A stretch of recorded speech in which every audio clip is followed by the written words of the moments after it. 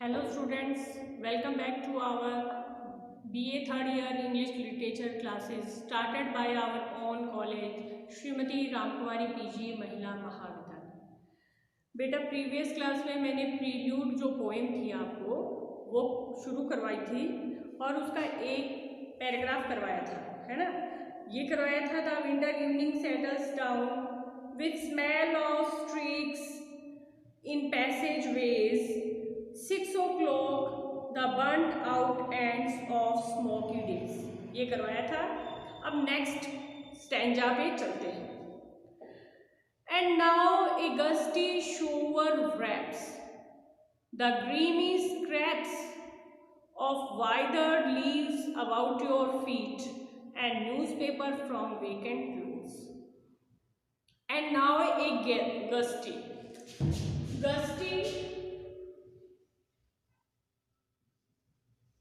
It means, इसका मतलब क्या होता है? हवा का झोंका, गस्टी और आगे लिख रखा है शोवर, गस्टी शोवर यानी बारिश का झोंका। गस्टी का मतलब होता है झोंका और शोवर का मतलब होता है रेन यानी किसका झोंका? बारिश का झोंका, ठीक है।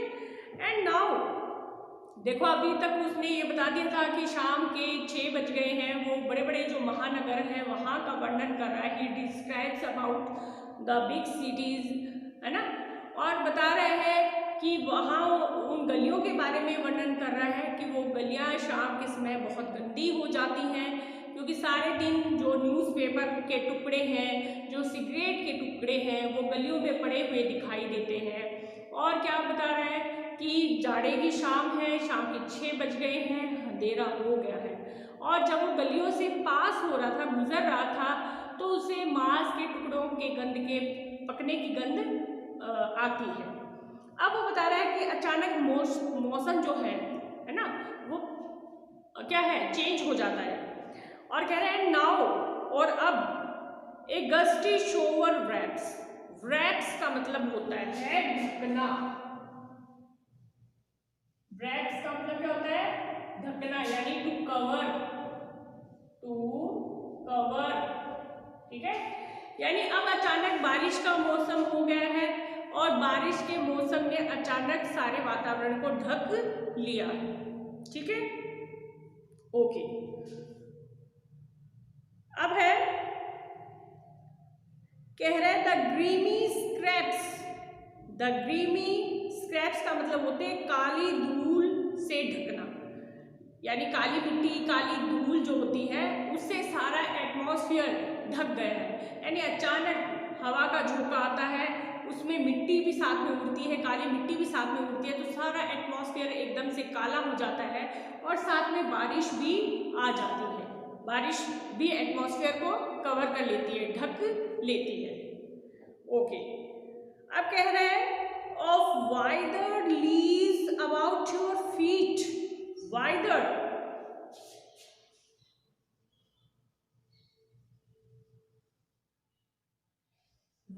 का मतलब होता है सूखी, ड्राई लीव्स, सूखी पत्तियां, ड्राई लीव्स। ओके, क्या मतलब होता है? सूखी पत्तियां। अब कह रहा है कि सूखी पत्तियां जो है वो अबाउट योर फीट मतलब मनुष्य के पैरों में आ रही हैं। जैसे बहुत ज़्यादा पत्तियां पड़ी रहती है, हम वहाँ से गुजरते हैं तो हमारे पैरों में से क्या है, वो पत्तियां निकलती रहती हैं, यानी हम उनके ऊपर पैर रख के निकलते रहते हैं। And newspaper from vacant loads,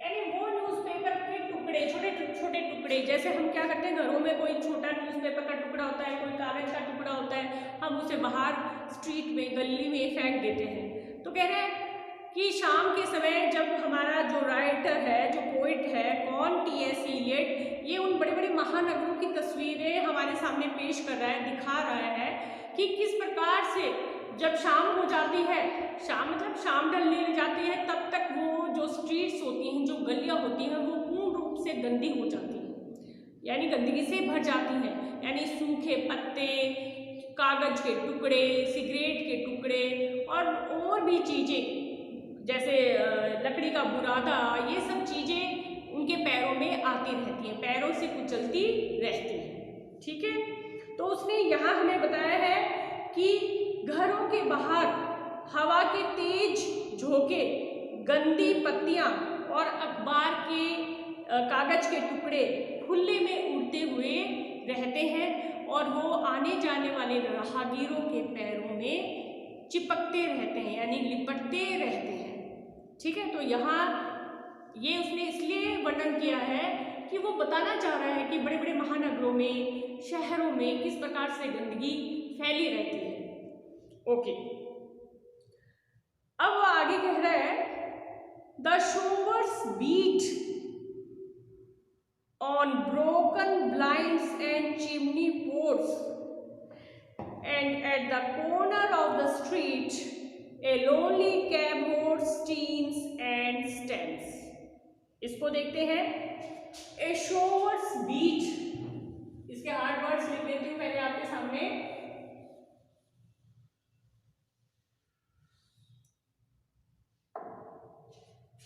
a shower beat, शोवर का मतलब तो अभी बताया था आपको, रेन होता है, बारिश होता है, बीट यानी जो कि टकराती है ना, टकराती है। किससे टकराती है? कह रहा है जो बारिश की बूंदें हैं वो टकराती हैं। ऑन ब्रोकन ब्लाइंड्स,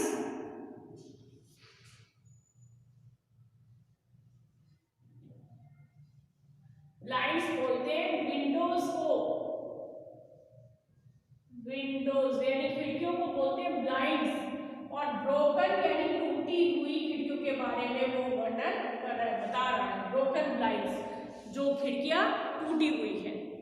ठीक है, and chimney pots, chimney pots बोलते हैं जो घरों में ऊपर चिमनियां बनी हुई होती हैं, उनके लिए बोल रहा है।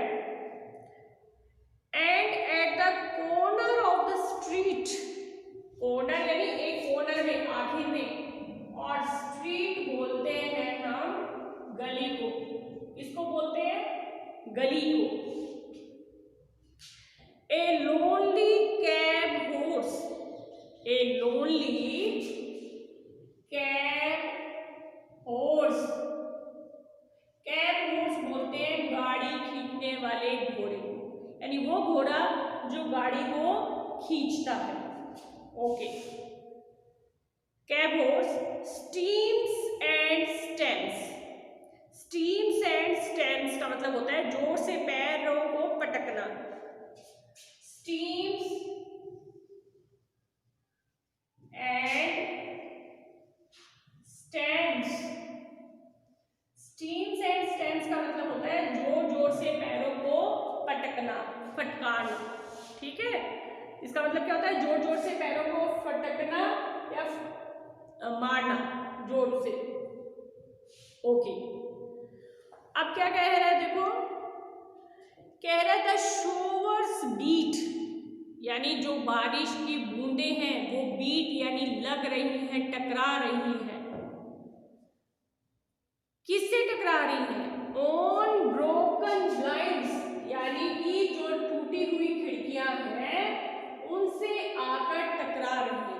आप लोगों ने अच्छे तरीके से कभी देखा होगा, बारिश जब आती है तो चाहे खिड़की बंद हो, वो बाहर बारिश की बूंदें उससे खिड़की से टकराती हैं। अगर खिड़की टूटी हुई है, उसका कांच या शीशा टूटा हुआ है, तो उसमें से क्या है, बारिश की बूंदें अंदर आने लग जाती हैं, या खिड़की खुली होती है तो भी अंदर आने लग जाती हैं। और कह रहे हैं एंड चिमनी पोर्ट्स, घरों में क्या होता था पहले, रसोई के ऊपर, किचन के ऊपर चिमनी बनी हुई होती थी, है ना, चिमनियाँ बनी हुई होती थी। आजकल तो नहीं होती हैं, लेकिन कई लोग आज भी बनाते हैं गाँव में। जैसे चूल्हा वगैरह जलाते हैं तो उसका धुआं सीधा पूरी रसोई घर में ना फैले, इसलिए वो चिमनी बना देते हैं, उससे उड़ जाता है, निकल जाता है। तो कह रहा है या फिर जो बारिश की बूंदें हैं वो किससे टकराती है? चिमनी से टकराती है, और टकराने के कारण वो चिमनी में से अंदर आती है। ठीक है, तो उसने हमें बारिश, अब देखो अचानक उसने बारिश का वर्णन शुरू कर दिया कि जब बड़े बड़े महानगरों में बारिश होती है तो क्या होता है, जो टूटे हुए जो खिड़कियां होती हैं या चिमनी पोर्ट से उस बारिश की बूंदें अंदर आती हैं। Okay, and at the corner of the street, अब वो वर्णन कर रहे हैं घोड़े का, ए हॉर्स का। And at the corner of the street, यानी गली के एक कॉर्नर में एक घोड़ा खड़ा है, और उस घोड़े से क्या बंधा हुआ है? एक गाड़ी भी बंधी हुई है। वो घोड़ा उस गाड़ी को खींचता है। ठीक है, एंड ए लोनली कैब और स्ट्रीम्स एंड स्टेम्स। ठीक है ना, यानी उसने बताया कि एक गली है, उसके कॉर्नर में एक घोड़ा खड़ा है और उस घोड़े से एक गाड़ी बंधी हुई है, और जब अचानक बारिश शुरू होती है, स्टार्ट होती है, तो उस घोड़े से भी वो टकराती है, वो बारिश की बूंदें टकराती हैं। ए लोनली का मतलब होता है अकेला, यानी घोड़ा वहां अकेला है, उसका मालिक नहीं है, यानी वो गाड़ी से बंधा हुआ है, मुक्त नहीं है, गाड़ी से बंधा हुआ है, और वो वहां अकेला है। और जब बारिश की बूंदें उस घोड़े के ऊपर आके गिरती हैं, टकराती हैं, तो वो घोड़ा क्या करने लग जाता है? Stems and stamps. Stems and stamps का मतलब होता है जोर जोर से पैर मारने लग जाता है, फटकारने लग जाता है। यानी आप लोगों ने देखा होगा, जब घरों में अपन मेवाशी वगैरह रखते हैं, गाय भैंस रखते हैं, है ना, तो जब बारिश आती है तो वो मेवाशी क्या है, उछल कूद करने लग जाते हैं। गाय भैंस के अपने ठाड़ के ऊपर उछलने लग जाती है। ऐसा वो क्यों करती है? क्योंकि एक तो उन्हें अचानक वो बारिश की बूंदें लगती हैं, दूसरा वो ये कह लीजिए कि उन्हें आनंद भी प्राप्त होता है ना, और वो वहाँ गड्ढा बना देती हैं। जो गाय भैंस होती हैं वो अपने जोर जोर से पैर पटकने लग जाती हैं, मारने लग जाती हैं जमीन में, और बहुत ज़्यादा गड्ढा हो जाता है। तो ये घोड़ा भी ठीक वैसे ही कर रहा है। क्या कर रहा है कि जोर जोर से अपने पैर पटक रहा है, यानी मार रहा है, और वहां पर वो अकेला है, यानी कोई भी उसका मालिक या दूसरा घोड़ा या दूसरा कोई भी जानवर वहां नहीं है। तो आप देख सकते हो कि कितना अच्छा वर्णन उसने किया है बारिश के मौसम का। यानी बारिश का मौसम जब होता है तो वो कह रहा है कि जो बारिश की बूंदें हैं वो टूटी हुई खिड़कियों से और चिमनियों से अंदर आती है, घर के अंदर आती है।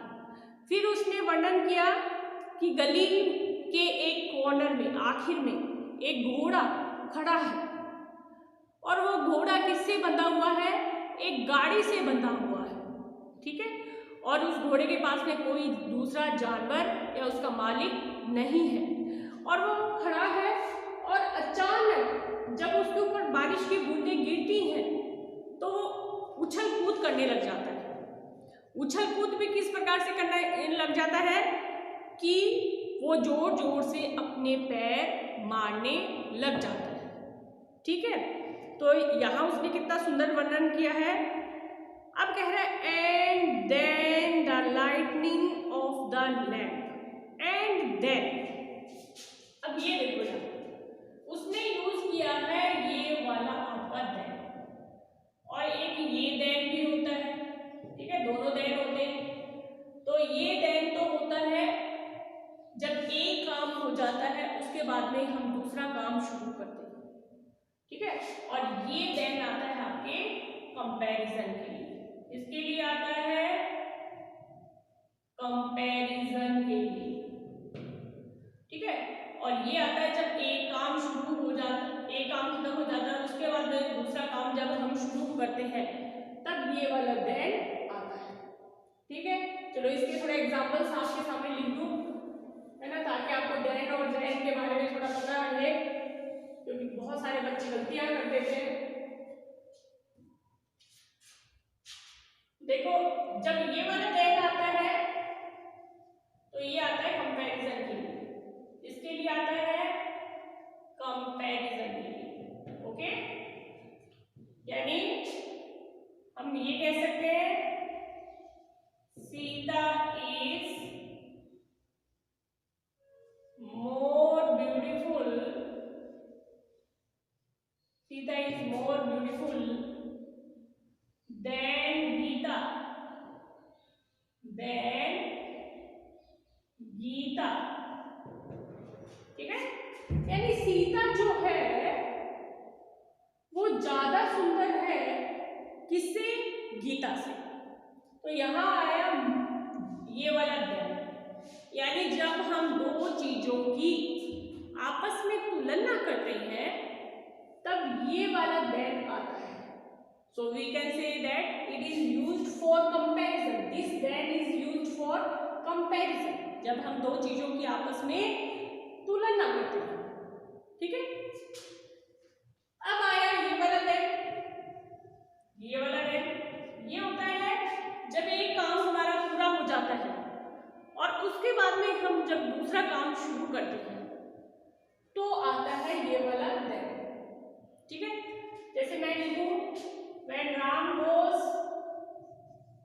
when Ram goes, then Shyam came, then Shyam came। Okay, जब राम चला गया, क्या? जब राम चला गया तब श्याम आया, यानी एक काम तो हो ही गया, राम तो चला ही गया और राम के जाने के बाद में श्याम आ गया। ऐसा नहीं है कि राम है और तभी श्याम आ गया, ऐसा नहीं है, राम तो चला ही गया उसके बाद में श्याम आया, यानी एक काम हो गया और ठीक उसके बाद में दूसरा काम शुरू हुआ है। इसको हम तब यूज करते हैं ये वाला देन। ठीक है, अब आपको समझ में आ गया होगा क्या यूज करते हैं, ये वाला देन। चलो, अब उसने कहा and then the lightning of the lamp, and then यानी जब बारिश शुरू हो गई, बारिश की बूंदें खिड़कियों से और चिमनियों से अंदर आ रही थी, है ना, और उसके बाद में एक घोड़ा जो गली में खड़ा था, गाड़ी से बंधा हुआ था, जब उसके ऊपर अचानक बारिश की बूंदें पड़ती हैं तो वो भी अपने पैर जोर जोर से पटकने लग जाता है।